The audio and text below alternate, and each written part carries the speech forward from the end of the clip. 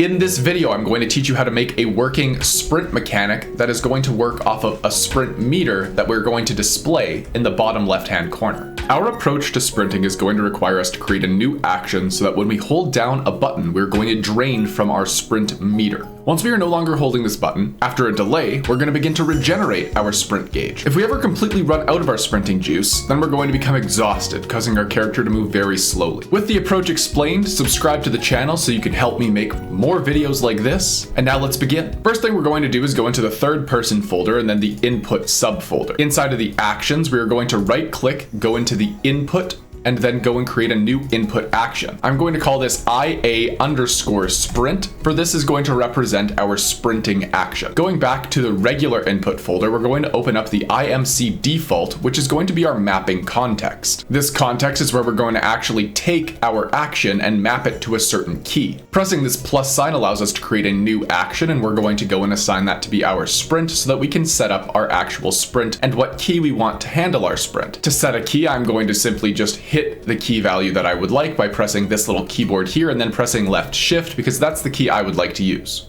So let's save this, and now it's time to code. Going into the C++ classes folder and hitting the sprint tutorial subfolder because that is the name of this project on my machine, I'm going to open up the sprint tutorial character, and that will open up my code editor. Let's navigate to our header file and set up everything we're going to need for this implementation. First, inside of this upper section here, we're going to need to create a new action where all of the other actions are being created. To make this easy, I'm just going to copy the previous action that was created and I'm going to change it to fit my needs by changing everything related to the word look to the word sprint, and now we have successfully set up a new action variable. Now we're going to scroll down towards the end of the file, and we're going to need to create a private section. With our private section created, we now just need all of the variables and methods that we're going to use for the purposes of our sprinting meter. And here is a list of everything we're going to need. For our sprint, we're going to be utilizing three methods. One that is going to be called while we are sprinting, one that is going to be called when our sprint is over, and one that is going to handle the recovery of our sprint meter. Since we're going to be implementing delays inside of this tutorial, we are going to have an ftimer handle variable that I have called the sprint recovery timer handle. And then everything else here is a float variable that is going to control some aspect of our sprint. For instance, this is our current sprint stamina. It is never going to be allowed to be higher than our max sprint stamina. And then we have different representations of movement speed, and finally a few different properties that are going to explain how fast or slow we recover or drain our meter. I have made every single one of these floats a U property so that it's easier for us to manipulate inside of the editor later instead of having to edit everything in code every single time. Now we are good to go inside of our C++ file and implement the actual behavior we want to see. First, at the top of the file, we are going to need to include two files for the purposes of our implementation. We are going to need uGameplayStatics, which is a really handy library that lets us do a whole bunch of different things, and then we're going to need the timer manager so that we can set timers. The next thing we need to do is set up our input, so we're going to scroll down and we're going to find our setup player input component function. This is where we're going to trigger what happens when a certain event or a certain action is taken.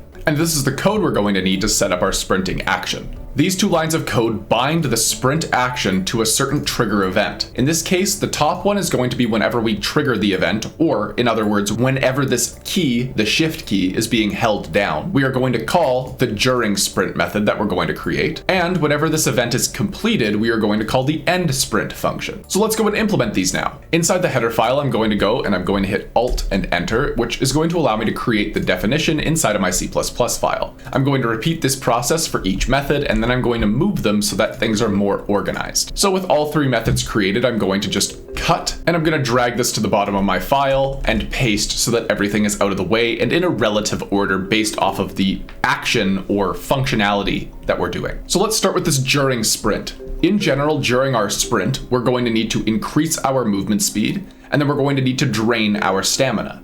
But if we don't have any stamina, we need to become exhausted.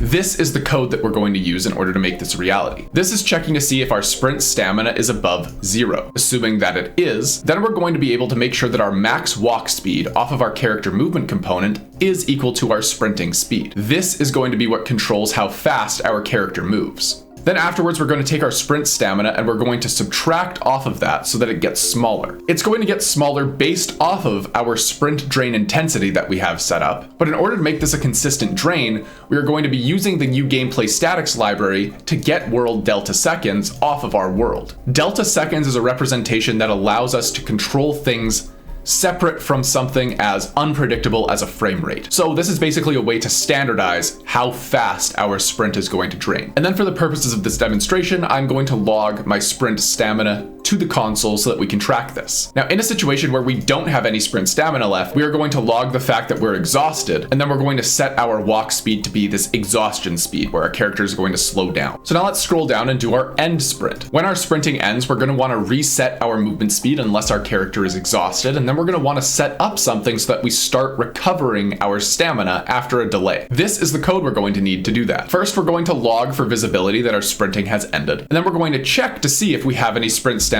left. If we do, then we can set our movement speed to be our regular walking speed. Then after that check is done, we're going to set a timer based off of our sprint recovery timer handle to impact this object called the recover sprint method after a 2-second delay. And something interesting that happens as a consequence of this is there is a situation where this timer could be active and then we re-trigger another sprint. So to be safe, inside of our during sprint method, the first thing that I want to do is I want to say if there is a timer going, we should probably stop that for consistency.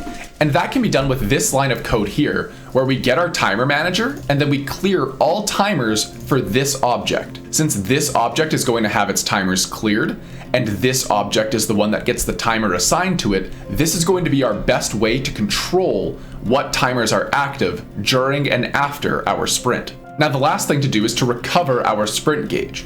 After this delay takes place, we're going to be able to start replenishing our sprint meter, and we're going to set our movement speed to be our base speed in case we were exhausted before. This is the code that we're going to need. First, we're going to log the word recovery for the purposes of our tracking, and then we're going to set our base movement speed to be our walking speed. This covers the situation where we were exhausted before. Then the next thing we're going to do is we're going to start to replenish or add to our sprint stamina based off of a recovery intensity that we have set up, and again based off of that delta seconds variable that I discussed previously. And again, I'm logging this so that we can see if our sprint is going to actually be recovering. And then finally, we want to make sure that we actually get back up to our max sprint stamina. So in a situation where our sprint stamina has become more than our maximum sprint stamina, then we're going to be able to set our sprint stamina to just be the max sprint. But in a situation where we still have more recovery to do, we are then going to set another timer where we're going to loop onto this method, the recover sprint method, based off of our recovery interval.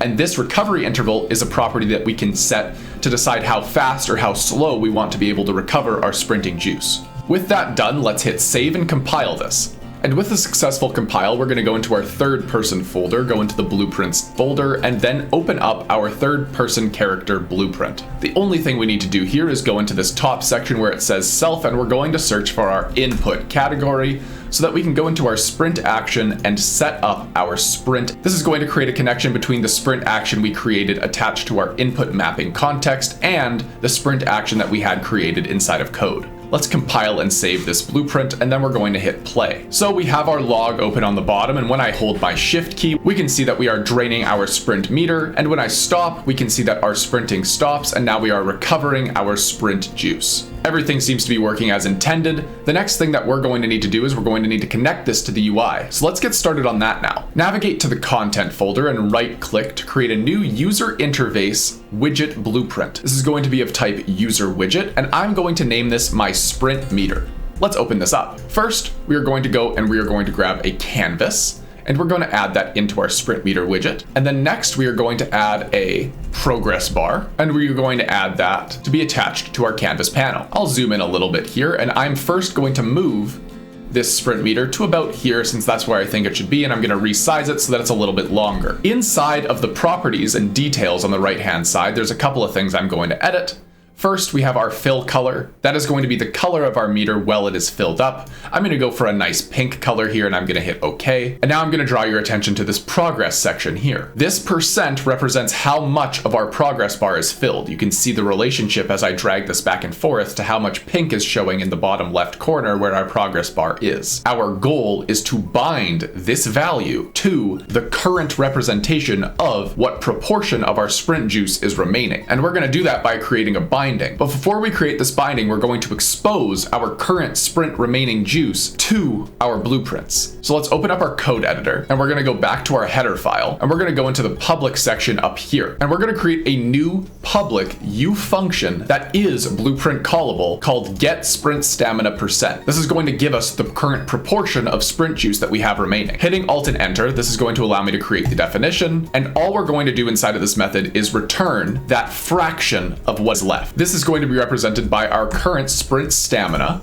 divided by our maximum sprint stamina. And this is going to return a decimal number that we're going to be able to use to decide how much of our bar is going to be filled. So let's save and compile this so that we can use this. And with that successful compile, let's open up our sprint meter again. And now we're good to go to this progress section and hit the bind button to create a binding. So now I'm going to spread these out because we're going to create a lot of code in the middle here. But basically what we need to do first is we need to get our player character. That is relatively easy to do. We can just type player character to get a representation of our player character. This is a single player game. It's not too complicated. Next, we need to go and make sure this is actually our character so we can use our methods. So we're going to cast this to the third person character. That way we can use all of the methods and stuff that we've created. Let's connect this and then say as our third person character, we want to get our sprint stamina percent. And this is a representation of what we just made inside of code. And then of course we can connect this to our return node and give it the value that is our sprint stamina percent. With our widget set up, we can now compile and save this. Then the last thing we need to do is make sure that this widget actually makes its way into the world. I prefer to do this UI stuff inside a blueprint because it's a little bit easier to see everything that's going on. So we're gonna go into our third person folder, open up our blueprint to open up our third person character blueprint once again. And then what we're going to do here is off of this begin play node that exists, we are going to create a widget. Off of this, we are going to select the class that we want, and that is of course going to be our sprint meter. And then we need to decide who's going to own this. Now I know it says owning player here, but this is actually a player controller that we need. Luckily, since we are on something that could have a controller, what we're going to do is we're going to call getPlayerController. And then we can connect this to be our owning player to say that our player controller is going to be the one that is going to own our sprint meter. And the last thing we need to do is add this to the viewport.